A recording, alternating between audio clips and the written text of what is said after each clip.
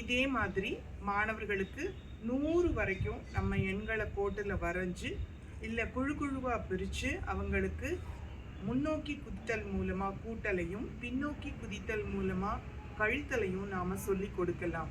அவ்வாறு சொல்லி கொடுக்கும் பொழுது எண்களை அவங்க இந்த மாதிரி புதிய முறைப்படி நம்பர் லைனோடு படிக்க முயற்சி பண்ணும்பொழுது பின்னாளில் மேல் வகுப்புகளுக்கு போகும்பொழுது இந்த நம்பர் லைன் ஸ்ட்ராட்டர்ஜி அவங்களுக்கு ஈஸியாக அவங்களுடைய கடினமான பாடங்களை மனதில் வைத்துக்கொள்வதற்கு ஒரு உதவியாக இருக்கும். ரெண்டாவது, இவங்க தெரிஞ்சுக்குவாங்க, கற்றுக்குவாங்க, சிந்தனை விரிவாக்கம் பண்ணுவாங்க.